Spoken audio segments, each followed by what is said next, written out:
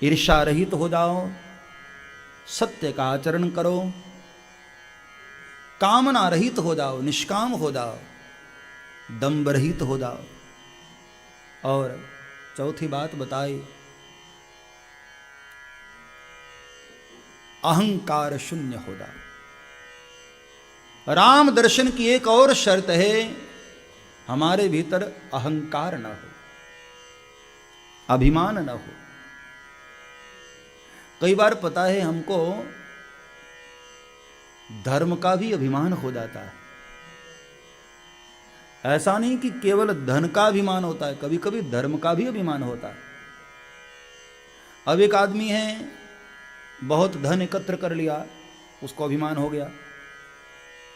और कई कई लोग बहुत त्याग करते हैं ना, दान करते हैं, वो उनको भी अभिमान हो जाता है। बार बार वो अपने दान का स्मरण करते रहते, बार बार कहते, तुम्हें पता है मैं इतना दान करने वाला हूं, मैंने वहां इतना दान किया, मैंने वहां इतना त्याग किया। ये भी बीमारी है साहब। फर्क यह है कि एक लोहे का पिंजरा है और एक सोने का पिंजरा है। पिंजरा तो पिंजरा होता है ना, पिंजरा जिसमें पक्षी बंद होते हैं। अब लोहे का पिंजरा हो या सोने का, क्या फर्क पड़ता है? पक्षी तो बंद है बेचारा, अंदर जेल में है।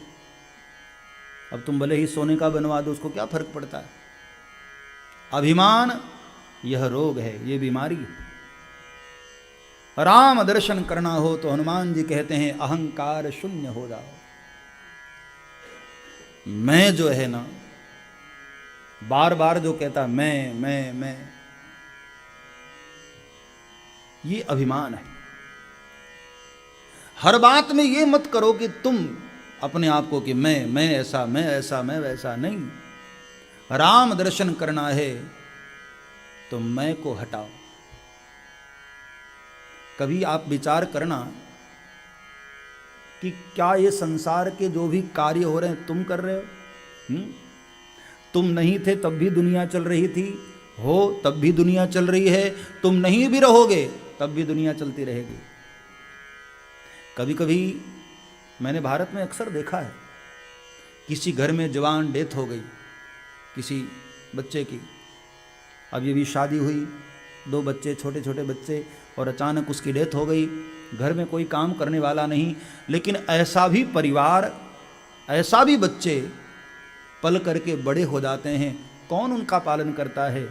अदृश्य शक्ति के रूप में परमात्मा पीछे से उसका पालन करते हैं। तो ऐसा नहीं कि तुम होगे तभी दुनिया चलेगी, इसलिए कभी भी अभिमान मत करो। संसार का जो कार्य हो रहा है, तुम एक माध्यम जरूर हो, लेकिन तुम करने वाले नहीं। न था दांत वाको दिया दूध मां को, खबर है खुदा को सबर जो भरेगा। परमात्मा को सब पता है। बच्चे के मुख में दांत नहीं होता है तो मां को दूध दे देते हैं, और बच्चे के मुख में दांत आता है, खाना शुरू कर देता है तो दूध बंद हो जाता है। अब दूध बंद करने के लिए माताओं को कोई टेबलेट थोड़ी खानी पड़ती है, अपने आप दूध बंद हो जाता है। ये पूरी की पूरी प्रक्रिया नेचुरल है, प्राकृतिक है। इससे अंदाजा लगाना चाहिए कि हम तो केवल एक माध्यम है, बाकी कोई अदृश्य शक्ति पीछे से हमारे साथ चलती रहती है और वही कार्य करती है। हम आप अब तो केवल एक माध्यम है साहब। जब भगवान कृष्ण ने गिरिराज गोवर्धन उठाया अपनी उंगली पर, तो सब ग्वाल वालों ने भी अपनी अपनी अपनी लकड़ियां लगा दी और कन्हैया को कहा कि लाला तू थोड़ा आराम कर ले, हम लोग अपनी अपनी लकड़ियों पर इसको संभाले हैं, थोड़ा आराम कर ले, रेस्ट कर ले। कन्हैया ने कहा अच्छा। जैसे ही भगवान ने थोड़ी सी उंगली नीचे की, पर्वत डामाडोल होने लगा और ग्वाल बाल घबराए, लाला संभालना जरा संभालना। और प्रभु ने फिर से उंगली लगाई, पर्वत टिक गया। तब ग्वाल बालों को एहसास हुआ कि ये पर्वत मैंने नहीं उठाया था, ये तो गोविंद ने उठा रखा है। हमारे भी आपकी जिंदगी में भी मेरे भाई बहन, हम जो भी कर रहे हैं वो हम नहीं कर रहे हैं, हम तो एक माध्यम हैं, एक यंत्र हैं, पीछे करने वाला तो कोई और है। हम लोगों का नाम हो जाता है जरूर, सब करने कराने वाले तो ठाकुर हैं साथ। इसलिए अहंकार न हो। राम दर्शन करने की एक शर्त श्री हनुमान जी महाराज ने रखी, अहंकार शून्य हो जाओ। क्योंकि द्वार पर हनुमान दादा बैठे हैं, ऐसे हनुमान जी के आज्ञा के बगैर अंदर नहीं जा सकते हो। और अंतिम बात, जीवन में जिसके सत्संग हो, राम दर्शन का अधिकारी वही होता है। ये 7 प्रश्न हनुमान जी महाराज करते हैं, तभी अंदर आपको प्रवेश मिलता है। ये हमारे भीतर पात्रता होनी चाहिए, योग्यता होनी चाहिए। राम दर्शन करना है, हनुमान जी महाराज इजाजत देंगे, लेकिन शर्त यह है, ये 7 सूत्रों का पालन करो। राम दुआरे तुम रखवारे, राम दुआरे तुम रखवारे, राम दुआरे तुम रखवारे। सब गाओ। राम दुआरे तुम रखवारे। नहीं गाओगे तो नींद आएगी। मैं देख रहा हूं कई लोगों को जो उबासी आनी शुरू हो गई है। अभी 7 नहीं बजा है और भोजन बनने में भी अभी टाइम है। इसलिए गुनगुनाते रहो, गाते रहो, नींद नहीं आएगी। श्री राम जय राम, जय जय राम, श्री राम जय राम, जय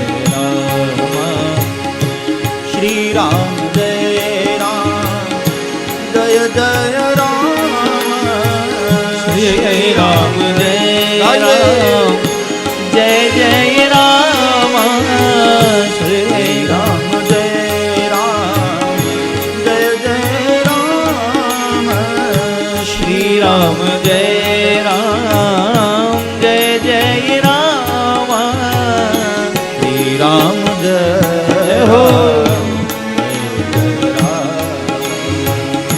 श्री राम जय राम, जय राम। तो राम दुआरे तुम रखवारे, हो तन आज्ञा बिनु पैसा। अब आगे की चौपाई। सब सुख लहे तुम्हारी शरणा, तुम रक्षक काहू को।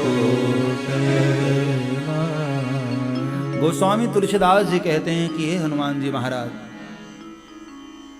आपकी शरण में आने पर जीव को सब सुख प्राप्त हो जाता है। सब सुख लहे तुम्हारी शरण। लेकिन यहां एक आश्चर्य होता है कि क्या कभी किसी को सब सुख मिलता है? आप कभी विचार करना। गोस्वामी तुलसीदास जी कहते हैं कि सब सुख मिल जाएगा, जबकि संसार में ऐसा देखा गया है कि सब कुछ सबको नहीं मिलता है। जिस परिवार में खाने वाले बहुत हैं, वहां कुछ खाने को नहीं होता, और जहां खाने को बहुत कुछ होता है, वहां कोई खाने वाला नहीं होता। हमारे गुजरात की धरती के एक बड़े प्यारे संत डोंगरे जी महाराज अक्सर कहा करते थे वो कि संसार जब भी जिसको मिलेगा अधूरा ही मिलेगा, और परमात्मा जब भी जिसको मिलेगा पूरा ही मिलेगा। डोंगरे जी महाराज का सूत्र था ये। संसार कभी पूर्ण नहीं मिलता और परमात्मा कभी अपूर्ण नहीं मिलता। कई बार लोग कहते हैं ना कि महाराज भगवान दिखाई तो दी लेकिन थोड़ा दिखाई दे। भगवान कोई लड्डू है थोड़ा दिखाई देता है? हाँ, वो दिखेगा या तो पूर्ण दिखेगा या तो दिखेगा ही नहीं। ये थोड़ा और ज्यादा वहां नहीं चलता है। परमात्मा जब भी मिलता है पूर्ण ही मिलता है, अपूर्ण नहीं मिलता। लेकिन बाबा तुलसी यहां कहते हैं कि सब सुख लहे। क्या मतलब इसका? संसार में कभी भी पूर्णता नहीं होती है, संसार अपूर्ण है, पूर्ण तो केवल परमात्मा है। ईशावास्योपनिषद का बड़ा प्यारा मंत्र, ओम पूर्णमदः पूर्णमिदं पूर्णात् पूर्णमुदच्यते पूर्णस्य पूर्णमादाय पूर्णमेवावशिष्यते। ओम पूर्णमदः पूर्णमिदं पूर्णात् पूर्णमुदच्यते। पूर्ण तो केवल परमात्मा ही है। संसार सदैव अधूरा ही होता है। आप देखो ना, आप जब सोते हैं तो पीठ के बगल आप सोइए तो पेट पलंग को छूता नहीं है, और कोई उल्टा लेटे तो पीठ पलंग को नहीं छूता है। आप आगे देखते हैं तो पीछे दिखाई नहीं देता है, और कोई पीछे मुड़कर देखे तो आगे नहीं दिखाई देता है। ये संसार आधा ही मिला है हमको, पूरा नहीं मिला है। कभी आप बैठकर सोचना, जो भी संसार में हमको मिला है वो कभी पूरा नहीं मिला है। लेकिन यहां बाबा तुलसी कहते हैं कि सब सुख लहे तुम्हारी शरण। सब्सक्राइब करें श्री चिन्मयानंद बापू जी के YouTube चैनल को और हमारे वीडियोस को सबसे पहले देखने के लिए बेल आइकॉन को दबाना न भूलें।